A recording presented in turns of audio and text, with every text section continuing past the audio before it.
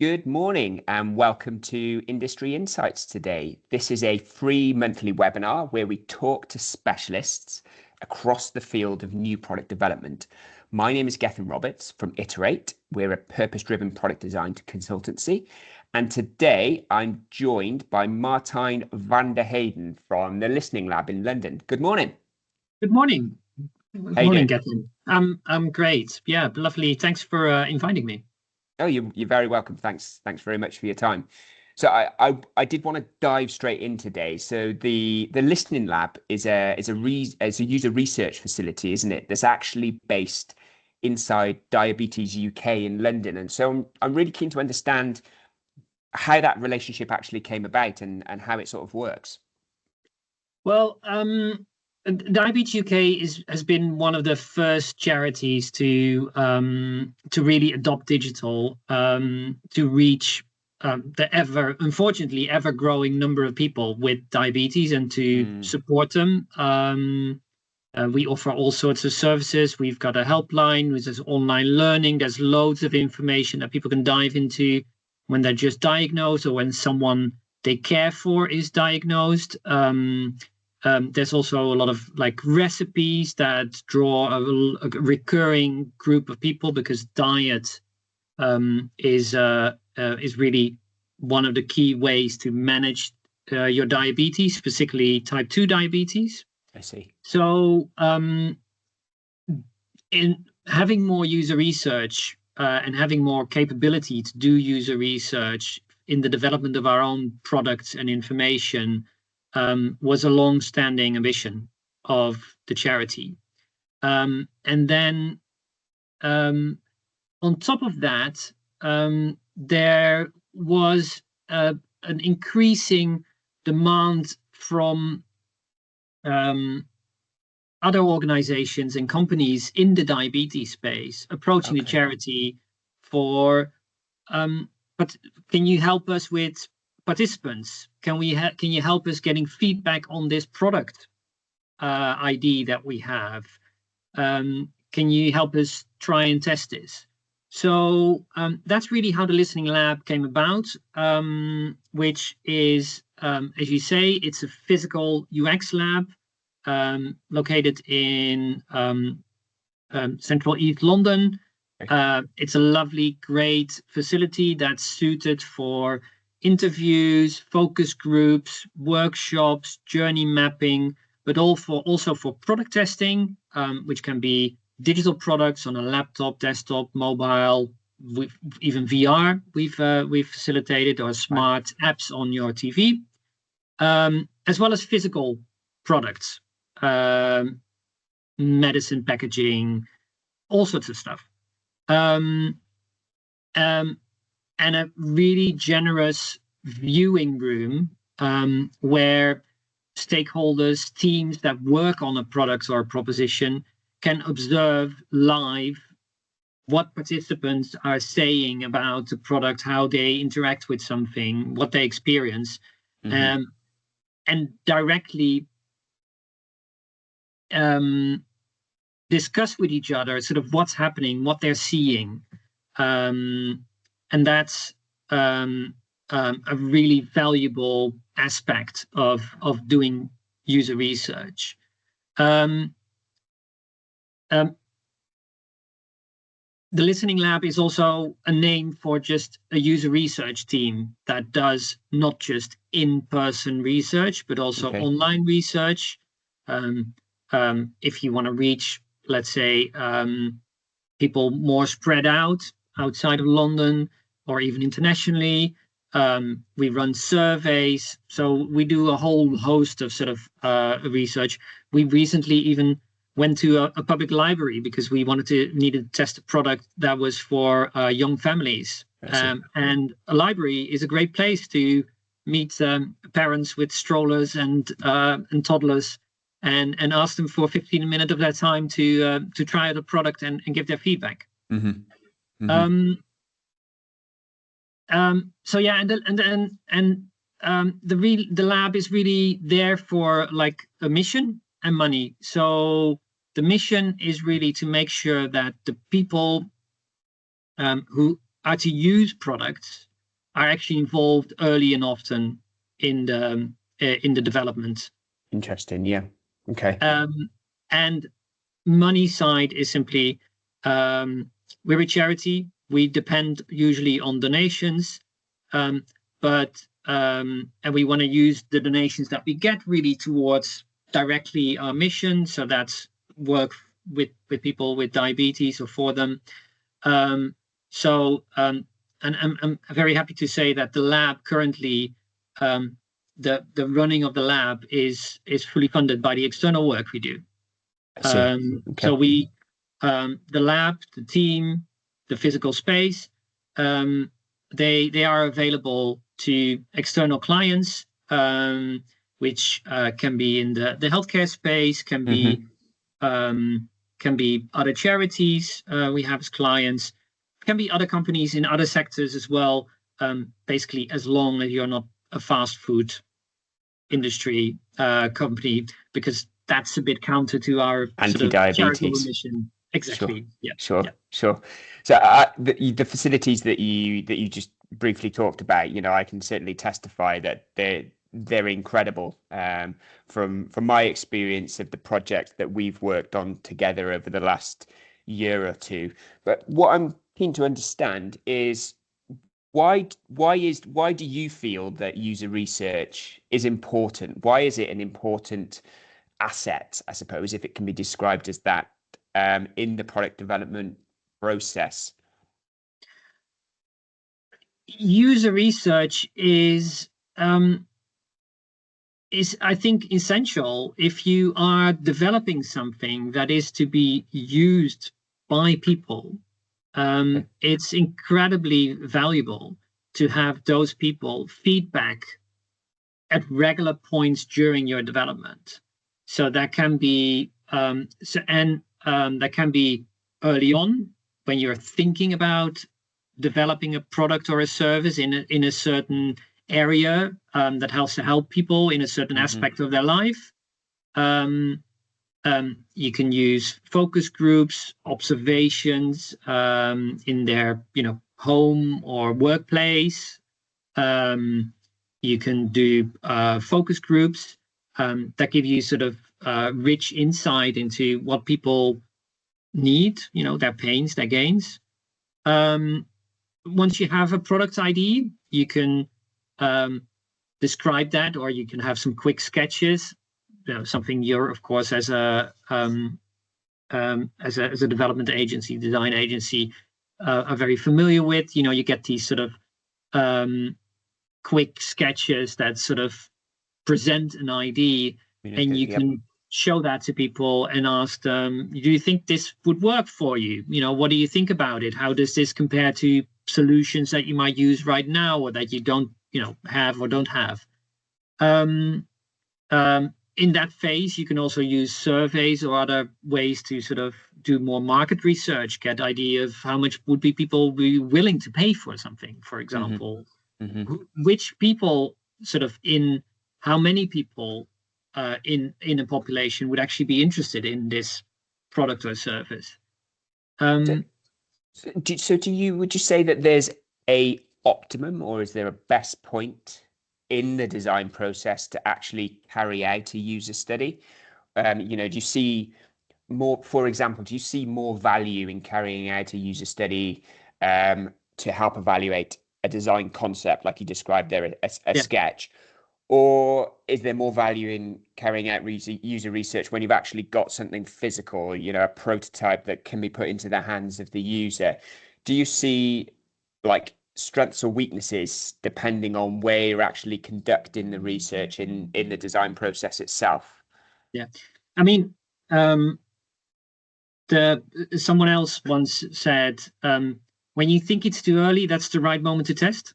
Yeah, I like because, that. As you know, as a designer, you do loads of assumptions. And I think the right moment to test is when you are aware of the assumptions you have, and where there's value in checking those assumptions. And user research I think sort of one of the myths of user research is that it needs to be a very big, controlled, double-blind study with loads of participants. But actually, user research can be quite a small exercise. You know, what I described of going to a library armed with a 3D printed, a prototype, or even just a sketch, or maybe even just a description of a product in words. Okay. And just speaking to the people who you think, would be interested in this product, and getting their feedback, even if it's just 5, 10. We can talk later about sort of what's the optimum number of people, and getting their feedback is a way for you to check whether your assumptions were actually true. User research is really a way to reduce the risk that you have, and to avoid you going too far into a certain direction with your development, whether that is your proposition, your overall proposition, or whether that is specific design features of the product or service. Yeah, so it sounds as if conducting the user research as soon as possible, it is reasonable to say, and that definitely plays into what we still see now. As a product design consultancy, we're talking to startups, entrepreneurs daily who have identified or believe they've identified a new product opportunity to solve a problem. And very quickly, when we start to dig deeper to try and understand the problem ourselves, so we can scope out the design project, that it becomes apparent that actually it may be a problem to that individual, but actually, is it a problem that's experienced by a sizable enough group to make this a commercially viable opportunity? And I think that's quite a key thing, that I might think somebody's a problem, but actually, is it worth solving to be able to monetize that and to be able to make it, a profitable venture? And I think that even now, with all of the knowledge that we've got available to us, that we still see that quite commonly occurring, that people want to develop products without that real understanding of, it being a commercial opportunity. Yeah, and I think that probably the thing that sort of user research or working with someone else, someone like the Listening Lab, or another independent researcher, brings to you, brings to a design team, is that over the course of development of an ID or a product, a team, a founder will have talked to many people about their ID. But if they know you, if they like you, if they want to do business with you, or when they're friends and you talk to them about it at a birthday party or something, they're likely to to not to insult you and say, yes, "Oh yeah, that's interesting. It's a good idea." Yeah. But when you're an independent researcher, you have a couple of sort of tools in your toolbox to tease out a more honest reaction from people, whether that is just by asking more open questions, by leaving more silences, by not immediately jumping to help people when they come across when they experience some sort of difficulty with using a product or a prototype, by asking people explicitly to compare it to others, or indeed by asking that question of how much would you actually be willing to pay for this product? Yes.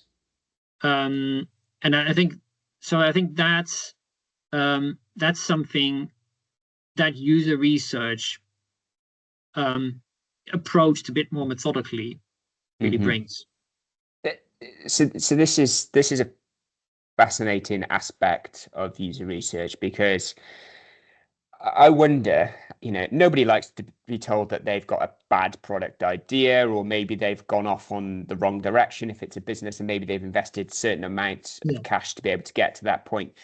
But when you work with companies and you help them evaluate a physical product, a digital product, whatever that might be, how responsive are they to the feedback?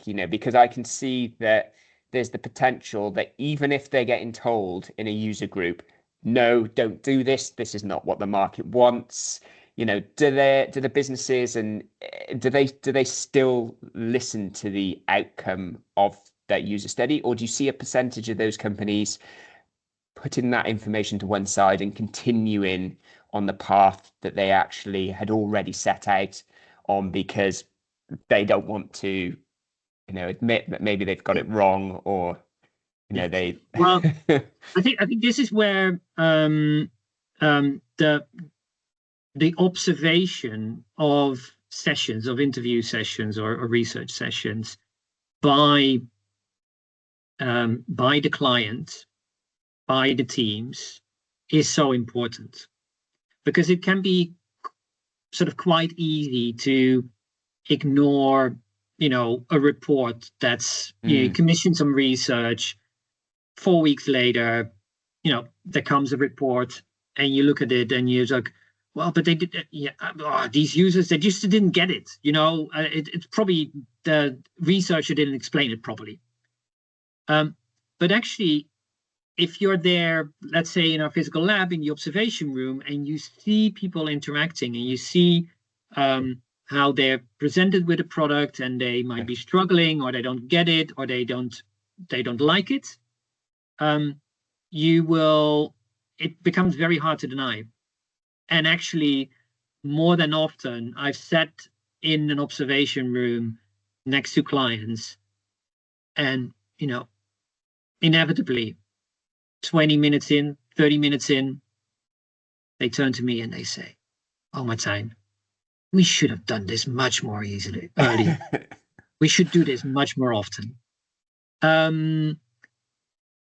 So yeah, and I want to add to that it's never sort of only doom and gloom. Even when there's sort of let's say, you could say, like a negative response on the overall or the initial proposition, or on the interaction, there's always insights that open new doors. Yes. So we've been in research, where we tested a hybrid product. It was like a physical blood testing device connected with an app. And the users, they found quite a lot of sort of issues in the app. Okay. And if you would just look at that, you could say, okay, well, back to the drawing board. But at the same time, people were extremely enthusiastic about the proposition, about the actual functionality in the app and the device, and what it would do for them in their daily life, in managing. This was for a healthcare condition, how it would help them manage their condition. So that clearly opened another door. We've done other research where with another product, again, it was sort of in the healthcare space, more in the private space, and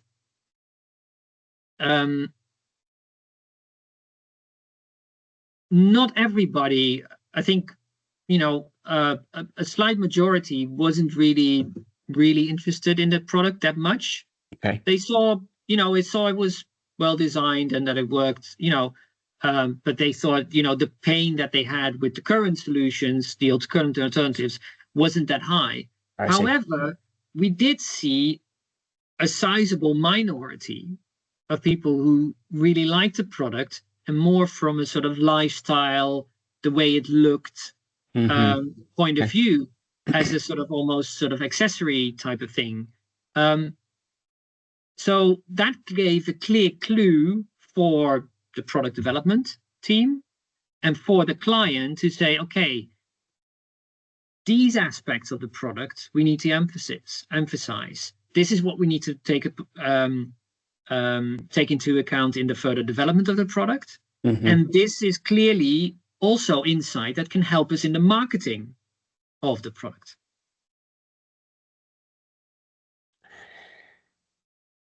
For sure, yeah. So as a designer, we always say look for the negatives in anything.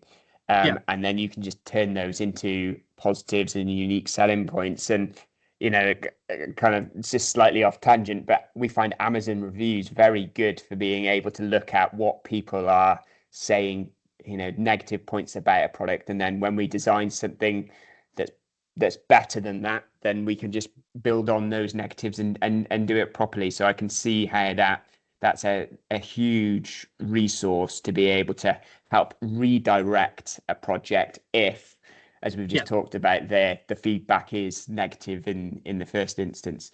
So at the start, you talked about a myth around user research being that often it needs to be quite a significant body of work. But are there any other myths that you're familiar with that exist within industry, or misconceptions that exist that you feel are just not correct?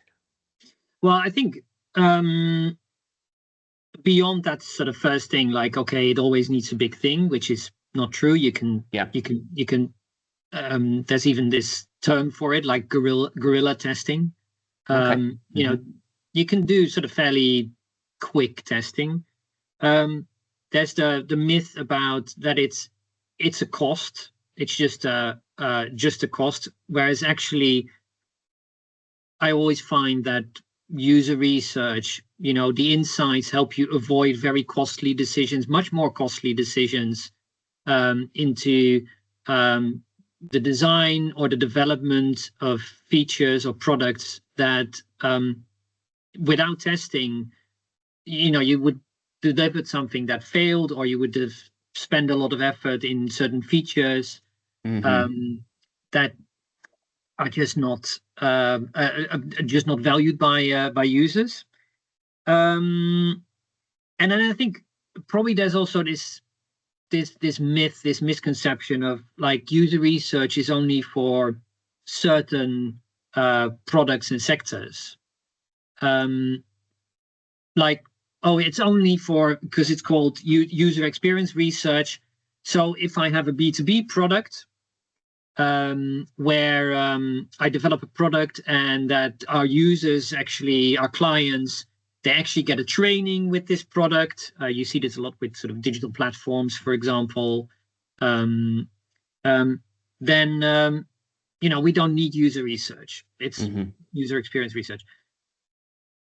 That's I think that's actually not true. I think user research, maybe even just as importantly, at least in sort of B2B products, can be really important. If let's say you're a supplier of sort of specialized products and you have a platform that is used by your clients, people like your clients, to order your products or to configure them and order them and whatever, and they spend on average an hour on that product on that platform of yours a week. Well, if user research can help you cut back their time using the platform from an hour to half an hour, because you make the workflow a lot easier. Yes. Then you actually give your client a big saving and a big reason to stick with you as a supplier instead of switching to someone who has an easier solution. So it's not a unnecessary expense. It's a massive investment that may be difficult to quantify what that return is possibly until you've uncovered those findings. But it sounds as if that it's absolutely critical for any new development project that user research is undertaken at some stage in the development journey, and as you say, it's sooner rather than later. Yeah, yeah, we do quite a lot of work, not exclusively, as I said, but we do quite a lot of work in the health space. And there's often this misconception of like, well, we'll already be doing a pilot, we'll already be doing clinical testing, so we don't need user UX research. But the UX research there will actually give you more in-depth information into how people use the product than your clinical testing, because clinical testing, by its very nature, you give the product to the healthcare practitioners who need to use it, and you actually don't interact with them because you don't want to interfere, the outcome of like, does it work, is it safe? Yes. But even if you have a product that works and that's safe, but if it's very cumbersome to use, if it's not enjoyable, if it's hard to get, people will, in real life, in the end, will not stick to using the product. Reject it, yeah. So that's again an example where 1-2 days in a lab with 10 users can give you and observing them in detail can give you a wealth of information. So we're just coming up to the last few minutes of the session today, but what I just kind of just to end on, what one key thing do you wish that product teams knew about user research? What advice would you give them that maybe you see time and time again?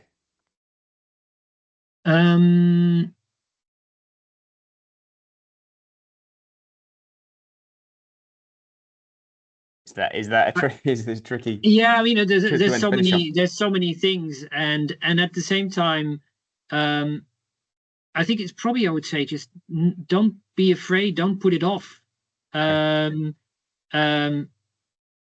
Just do it. And probably that's if to not repeat something I've said before, the key to good user research is to have the right users. Okay. Friends and family, all very nice. Unknowing colleagues, can give you some input, but if they are not the likely users of your end product, their feedback has a limited value. And friends and family, they like you, even if it's friends of friends. There's a implicit sort of friendliness, and you again come to this birthday chat scenario. So spending some time or hiring an agency like us to recruit the right participants, and offering that, which also includes offering people some incentive, whether it's a gift card or some money or whatever, for their time, really makes sure that you get insights that are also really realistic, and really the things you're after. Okay, very good, very good. Yeah. Okay, thanks very much for your time this morning, Martijn. It's fascinating discussion. I feel like we probably could go on for another hour. Sorry if I've sort of rambled on too much, but this is, of course, an object, sort of a topic very dear to my heart, and it was great to get the opportunity to talk with you about this, and I hope that this is of use to some of the people who will be watching this now or later. Really, you can find us at listeninglab.co.uk. Do reach out. Also, if someone's watching and you've got an idea of like, okay, we're developing this product, we've got this product, we've got this ID. How could we go about? I'm always very happy to just have a free chat, talk with people for half or all hour, and just share some knowledge. And then I really feel like, don't be afraid, get your users on board really early and often. Fantastic. And so if anybody does have any questions, you are on LinkedIn, and we can post your details alongside the replay of this on LinkedIn. And so presumably you're happy for people to contact you and for you to answer any questions. Yeah, connect, send me DM. Happy to answer any questions for sure. Okay. Brilliant. Thank you. So that's the end of Industry Insights for today. Our speaker or our interviewee for the next session at the end of September is unconfirmed at the moment, but we are building a bit of a wait list of specialists within the field of product design, user research, research much more generally, market research, manufacturing, product launch. So if you are interested about joining the session at some point in the future, then please do contact us. And I hope you've enjoyed it today. And so thanks again, Martijn, and see you soon. Bye, everybody. Bye. Cheers. Thank you.